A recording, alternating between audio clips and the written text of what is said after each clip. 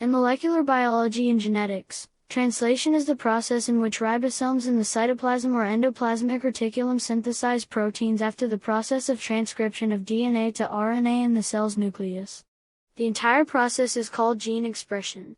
In translation, messenger RNA is decoded in a ribosome, outside the nucleus, to produce a specific amino acid chain, or polypeptide. The polypeptide later folds into an active protein and performs its functions in the cell. The ribosome facilitates decoding by inducing the binding of complementary tRNA anticodon sequences to mRNA codons. The tRNAs carry specific amino acids that are chained together into a polypeptide as the mRNA passes through and is read by the ribosome. Translation proceeds in 3 phases. Initiation: the ribosome assembles around the target mRNA. The first tRNA is attached at the start codon.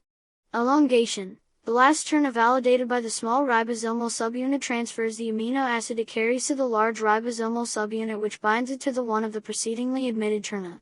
The ribosome then moves to the next mRNA codon to continue the process, creating an amino acid chain. Termination: when a stop codon is reached, the ribosome releases the polypeptide.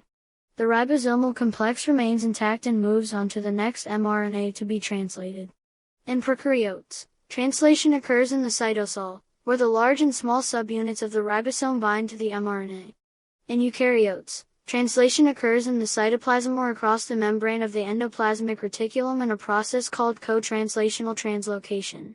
In co-translational translocation, the entire ribosome/mRNA complex binds to the outer membrane of the rough endoplasmic reticulum and the new protein is synthesized and released into the ER. The newly created polypeptide can be stored inside the ER for future vesicle transport and secretion outside the cell, or immediately secreted.